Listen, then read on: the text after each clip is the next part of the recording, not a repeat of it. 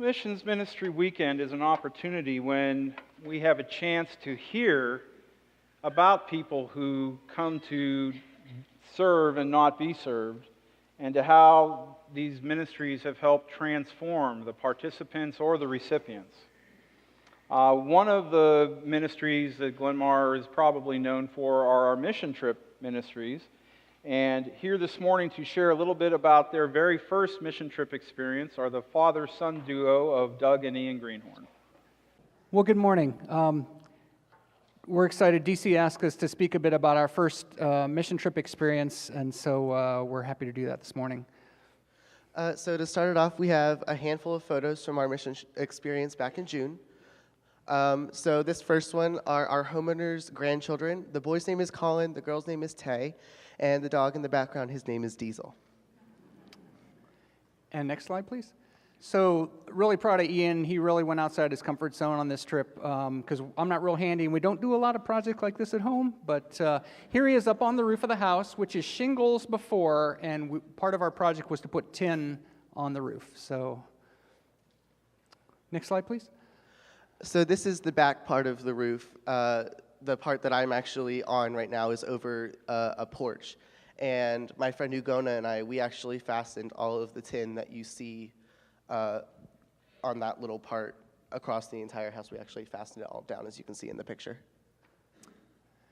DC said in preparation, it's not just the home project by any means, it's more the relationship. And so I love this shot because this is Tay, the homeowner's granddaughter again. You can see the ladder up on the roof in the background. Ian has his work gloves on, but he takes time to help Tay on her bike down the ramp there. So we caught that moment. That was pretty special for us. And I'm not a nature photographer by any means. This was my lame attempt to show how beautiful Hurley is. It's a rugged area there. This was the morning mist burning off. Just beautiful, picturesque, very wooded, really a beautiful area. And then this is our work crew. Our crew lead was Dave Eddy. Obviously, me and my dad are in the picture, and everyone else are Greta, Adam, Cody, Ryan, and Ugona. And I just want to do a couple shout-outs. First to Dave Eddy, who was an incredible crew lead for us newbies. He really helped us along, and he really fostered that group esprit de corps for our crew. And then also to our high school graduates, Adam, Cody, and Ryan, who really ought to go into the roofing business because they were pretty much independent up on that roof. This was their third or fourth year doing this, and they were just amazing. So what a good experience. And you could tell because whenever we couldn't be on the roof, they'd be like, That's right. They really wanted to be up on the roof. So this was our first mission trip. What were you thinking before we arrived in Hurley? Honestly, I was concerned. I was scared because I didn't know. I was like, there's probably no AC. But we had friends that had gone, and we were all like, well, they all go, and they keep going, and they're talking about these amazing things, so we might as well go see for ourselves. I agree. I was not sure what to expect, but enough good people had said over and over, Paul Behrens and Eric Laburn and all sorts of people on and on testified it's just what a wonderful experience it is, and truly it was. So thank you, Paul. But by very early in the weekend, you were enjoying yourself. You knew, by the second day, you wanted to come back next year, right? Yeah. Why was that? It was the people. The people, they're just absolutely amazing. They're so generous. They're just, they understand. They're happy that you're there. You can really see it. You just wave to anyone in Hurley, and they wave back. It's absolutely amazing. Try doing that here. Yeah, sure. They just seem genuinely happy. They're so caring, and it was just really amazing. Very welcoming to us newbies. So, and what were some of the great things about our first mission trip in June this year? It felt great to help out our homeowner, even though we never met her. We actually met her daughter, but we could tell that her daughter was just absolutely amazingly happy. She was just like, oh, thank you so much.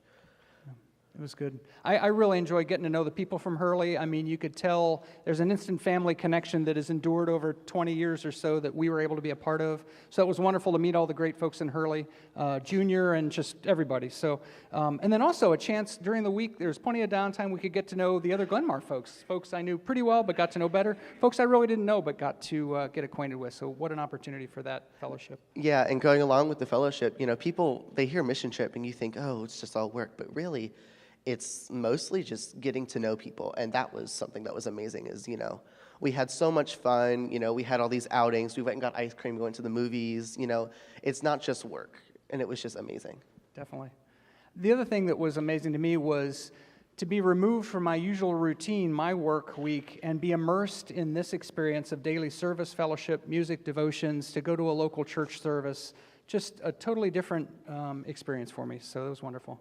Yeah, and the last thing that I really enjoyed was we had a little picnic at the local park with, I think, our entire mission crew, and probably double the amount of people were the people in Hurley. So, I mean, you didn't know anyone, you only know your homeowner, but they all, even if you didn't know them, they were like, oh, hi, how are you? Yeah, really wonderful. So what else would you like to say? I know there were some things that, as a high school student, you benefited from uniquely on this Hurley mission trip experience. Yeah, DC helped us prepare for our SATs by using his advanced vocabulary. I didn't know what the word supine meant, and now I know that it means to lie face upward. We were told repeatedly at 11 p.m. we needed to be supine in our beds, Yep. right? So a lot of SAT words, but what a wonderful week. So what transformations did we see during our mission trip? One of my favorites was just seeing how we actually got to change the homeowner's house. We fixed their roof, we fixed most of their porch. And DC's quote is, mission trips are relational ministry with construction on the side, and you could tell that the construction actually helped with the relational ministry because they were obviously so overjoyed that you were able to help out. Yeah, I think we saw a transformation too in the bonding of our crew. I mean, we were 8 or so people who didn't really know one another, but we very quickly, through devotion and time and helping one another out, that esprit de corps really came into a small group, in the small group fellowship kind of way, and that was a pretty special transformation. So we have a bond that goes forward from that. Yeah, and at least for me, I enjoyed actually being able to fulfill all 3 parts of the mission statement that our church is, praising God, growing disciples, and serving the world. Normally, we only praise God and grow disciples, but it was great to be able to do all 3 of them at the same time. Yeah, this was hands-on, hands and feet of Jesus. You had that real feel of being out there and directly helping, which is wonderful. I guess the last thing we want to mention is I felt the transformation of experiencing the, quote, fellowship of believers. I had to find this through an internet search of the Bible, but in Acts chapter 2, it says, they devoted themselves to the apostles' teaching and to fellowship, to the breaking of bread and to prayer. All the believers were together and had everything in common. Every day they continued to meet together in the temple courts or in the air-conditioned high school cafeteria, as the case may be. They broke bread in homes and ate together with glad and sincere hearts, praising God and enjoying the favor of all people. And the Lord added to their number daily those who were being saved. So that was part of my personal transformation, was to see a little glimpse of that. So we would invite you who have not had this experience to join us next year. We're in. This was wonderful. So everyone, all the veterans are so helpful of newbies like us. So if you haven't done it, we would invite you to do it. It's wonderful. Thank you. And of course, all are welcomed and encouraged to come on any mission trip, but for the Hurley trips in particular, women, we love you. We need more women to do the Hurley trips. Mission trips are one way that we get to experience serving the world. They are, week-long experiences typically, but we have ministries that take place every week. One of them is the college and career prep ministry. It takes place in the Sandtown neighborhood of Baltimore. 2 years ago, one of the members of College and Career Prep, Terrance spoke about his experience of being involved with the program. You may remember him. He was a little shorter, a whole lot more nervous, and not as cool as he is now. Terrance Perry. Good morning, Glenmar. My name is Terrance Perry. I'm 13 in the 8th grade, and I want to update you on what's happened since I last spoke here 2 years ago. The last time I told you how God has been using some good people to help me have a brighter future. Since then, I've done a lot of educational activities and volunteering activities, thanks to the help of ministries from this church and also from the help of others. It's all about the effort, both time and funding made by them on my behalf, and the effort I've expended to benefit from their assistance. At the center of it has been the College and Career Prep program ran by Papa John Stapleton and the other adults that support the program. This includes Rob Boyle, Dave Eddy, and Nancy Camp. They are all members of this church. We also have Rick Soloway, the person who tutors me in math, and is also one of the people who helped me get to brainstorming for this speech. Rick was brought into the college and career prep program by Mrs. Chris, whom he met down in Ellicott City 2 years ago, helping with the flood recovery. Mr. Rick and Mr. Ross spent time tutoring me on math to help me catch up to where I should be. They've used flashcards. They've used copies of math problems out of textbooks and workbooks purchased from Barnes & Noble. They've also helped on writing assignments and they introduced me to new material when needed. I've been going to the college and career prep program on Tuesday nights at Little Flower Child Care and Development Center in Sandtown, doing math problems when I just wanted to be home playing Veale games and wrestling. I then quickly began to realize how important college and career prep is, so I decided to think less about Veale games and more about my education. Now look where that got me. I was able to join the robotics team at school and took a leadership role in it. I ended up going to the World Championships in Louisville, Kentucky. That was my first time flying in a plane. What I didn't know was my ears was going to pop. Mr. Rob, you should have told me that. I was able to attend space camp this past summer and had an amazing experience. I met a lot of cool people that I still miss to this very day. We did a couple of mission simulators, and I was the pilot for the shuttle mission. But no one there told me that the pilot doesn't fly the shuttle. What's up with that? Sometimes me and Mr. Rick met on Saturdays at a Burger King near me and spent several hours working on math problems over breakfast. It's been hard, and I still have further to go. But the time and effort I put in has paid off. My grades have gone up tremendously from C's and D's to A's and B's. I feel a lot better about school and more confident about myself. My teachers recognize the change and the effort that I put in and have rewarded me for it. Over the past couple of summers, I've been going to the Baltimore mission trip. It was the very first mission trip I've ever been on. One of the missions was to go to Little Flowers and hang out with the kids. It all worked out fine, and everything went a little smooth. We had a fun time with the kids, and they enjoyed having us around. I don't know what my future will bring. Maybe I will try and join the military at the high school. I'd like to work on the electronic equipment there to learn the basics, then get some specialized training on the GI Bill after I get out. Although my grandfather wants to talk more about that. I want to thank God, and I want to thank you folks for supporting the program as much as y'all could, and I ask that you continue to do as much as you can. I know that Papa John is looking for adult volunteers and has a waiting list of kids who would like to join the college and career prep program as soon as there are enough adults to work with them. Thanks again for your time this morning and your efforts over the past couple of years, and I hope y'all have a wonderful day. Yeah, I hate having to follow that. I got to work on the order of this. Terrance mentioned, I think, at the beginning that he is part of this year's confirmation class, so he's actually missing class right now. But I told Jen Rao that anyone who's cool enough to wear a NASA jumpsuit is excused from confirmation. Well, good morning. I'm really excited that this is the third annual Mission Ministries weekend at Glenmar. For those of you who are unfamiliar with United Methodist doctrine, it is, in fact, a well-established policy that once something occurs 3 years in a row, then we have always done it that way, and it's now an inviolable tradition. So we look forward to hearing about our Serving the World ministries on World Communion Sunday for at least the next decade or so, Mandy? You got it. Okay, all right. Speaking of doctrines, since this is Mission Ministries weekend, I thought I'd take a moment to discuss what the official mission of the church is according to the Book of Discipline of the United Methodist Church. Now, when I shared with Pastor Mandy that I planned on preaching briefly at each of the services this weekend, I asked her if she had any advice. And she said just to trust in the Holy Spirit and everything would turn out fine, but that whatever I did, don't talk about doctrines because they're sometimes hard to describe and they can be boring. So, of course, I'm going to immediately abandon her advice. The mission of the church, according to the Book of Discipline, is to make disciples of Jesus Christ for the transformation of the world. Make disciples of Jesus Christ for the transformation of the world. Well, that sounds about right. And it sounds more than a little familiar. I mean, Glenmar's mission statement is praising God, growing disciples, serving the world.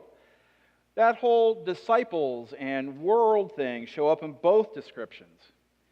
And if you're like me, and I know I am, You might be thinking to yourself that it's not just a coincidence that Glenmar's mission statement is so close to the mission of the United Methodist Church.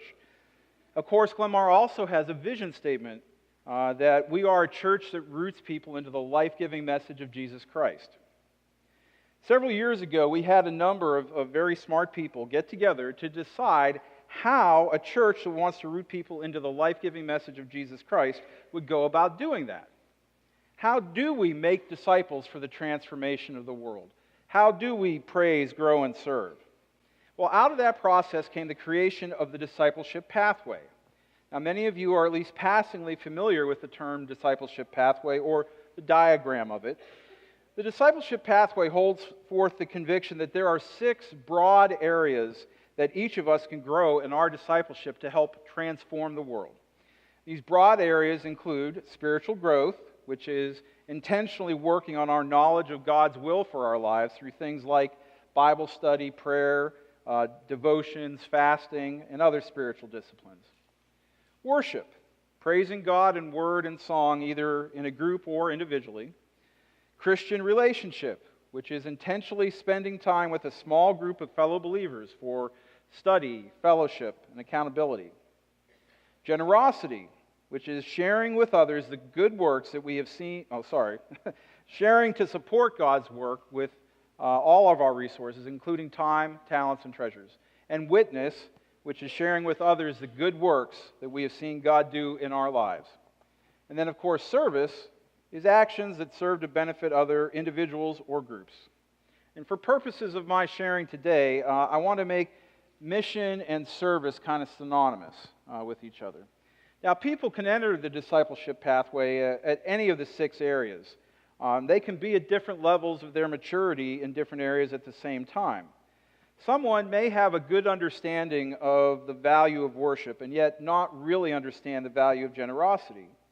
Someone else may really enjoy being in a small group and gain the benefits of active participation, but be totally uncomfortable with the thought of sharing their faith or God experiences with others. Progress on the discipleship pathway is almost never linear, and it's as common to have steps backwards as it is to take steps forward. Now, bear with me for a moment. This is called bad preaching. I'm going to make a seemingly non sequitur jump in my message here. I'd like to briefly talk about the idea of gateway drugs. This is a concept that suggests the early experimentation with alcohol or tobacco or prescription drugs can escalate to using more addictive drugs later on. Of course, we should remember that caffeine is a drug as well, and some people start out drinking coffee and then maybe it evolves to drinking espresso, then Red Bull or Monster or Rockstar. I myself am more susceptible to the fried dough gateway drug. A donut hole or 2 on a Sunday morning can easily lead to me eating entire donuts or bear claws or apple fritters later in the week. Today I would like to offer the suggestion that not all gateway drugs are potentially bad, because I think that mission and service are the gateway drug of the discipleship pathway. In some ways, service is often the easiest step onto the pathway. Realistically, nobody wants to move out of their comfort zone by participating in any area of the pathway that is new to them. By dipping a toe into the mission area, you're making it easier to connect with every other area of the discipleship pathway. While some people have a natural inclination to help others through service or mission, most of us need some encouragement from a familiar face to get involved in something new. It's often an invitation from a friend to join them in service, or after we hear testimonies of somebody else's positive experiences with a particular ministry that inspire us to try something new.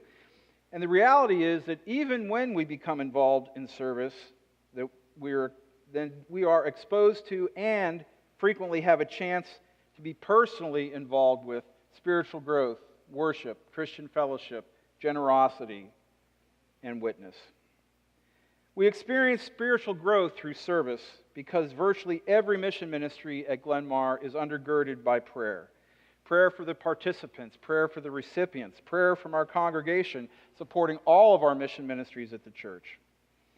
Some ministries have emerged out of an individual or group's response to their understanding of what God is calling us to do through the Bible. Mission trip participants take part in group devotions twice a day, wherever we serve.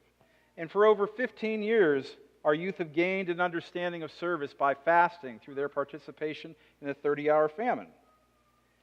As for worship, many of us think that worship takes place only on Saturday evenings and Sunday mornings in the walls of this building. Well, it's important to note that on many of our mission trips, it includes local worship with congregations and sometimes worship of our own design. The day of service each year draws many hundreds of volunteers of all races, ages, and religions to one location here at Glenmar, where we are united in a common desire to serve the world. Seeing hundreds of volunteers pack hundreds of thousands of meals is an act of worship. Christian relationship is a wonderful side effect of involvement in service. As we heard from the Greenhorns, whether it's being part of a small group work crew on a mission trip, or consistently seeing the same group of volunteers when you work with Habitat for Humanity, or serve meals at the Day Resource Center, or tutor with college and career prep. The opportunity to draw closer in relationship with fellow believers is always present. When it comes to generosity, service and mission just seem to draw the best out of people. Let me tell you about the person who is standing in line at the gift card table after worship. And here's the person in front of them saying that they are buying cards for the first time in order to start saving money for their child's mission trip. The person who overheard that conversation spoke to me and donated some of the proceeds from their own family gift card account to pay for that child's trip. Let me tell you about the day this summer when the water main supplying Glenmar out on Montgomery Road broke, which had the result of having to shut Glenmar down in the middle of the day. Well, normally that's no big deal, except that this was in the middle of the Baltimore mission camp, and we were supposed to feed 40 people here at the church that night. Well, one family with children participating in the mission trip volunteered the use of their home to feed all 40 of us. Even crazier, another couple with no connection to the Baltimore experience reached out to me and said, "Hey, you can bring everyone to our home if you need to." Let me tell you about the people that walk up to me and give me checks and say, "Use this to help someone go on a mission trip." Let me tell you about the people who take stars to provide children with gifts at Christmas time. The people who bring grocery bags full of food multiple times a year. The people who regularly drop off donations for grassroots. Let me tell you about the people that organize jewelry sales, 5K runs, silent auctions, and golf tournaments to raise money for organizations in Howard County that help the least, the last, and the lost. Let me tell you about people who eat chili, pancakes, or spaghetti for mission causes. I have lots of stories of generosity to share, but we do have the time constraints of the worship service. But Glenmar, please know that service encourages generosity, and Glenmar, you are an incredibly generous congregation. Of all the sections in the discipleship pathway, I think the area that most people struggle with is witness. We somehow often conflate the idea of witness with the need to knock on people's doors and ask, "If you died tonight, would you go to heaven?" Or maybe we have a vision of passing out gospel tracts on street corners. Witness is simply sharing with others the wonderful ways we've seen God at work in our life or in the world. At the end of each day on every mission trip, we gather all the participants together in a circle, and we go around and share something that we're thankful for or some way that we've seen or experienced God at work during the day. Now, at the beginning of the week, the sharing is often shallow and superficial. But as the week goes on and people start paying more to how they see God at work, the sharing gets deeper and more profound. This weekend, we have 9 different people sharing about how at least half a dozen ministries have transformed their lives or the lives of others. And that brings us full circle back to service. The beautiful thing is that we don't have to travel long distances or for extended periods of time to gain the benefits that come from service. I know that I'm probably known as the mission trip guy here at Glenmar, and I do have a special love for serving others through mission trips. But I'm equally in love with how we serve our neighbors right here in Ellicott City, Columbia, Baltimore, and other nearby locations. We tend to think of the mission field as far-off places and missionaries as people who have a special calling. But make sure you look at the sign when you leave the church parking lot today before you turn onto New Cut Road. It says Servant's Entrance. It's our job, our calling, and our blessing to be in ministry right where we are every day.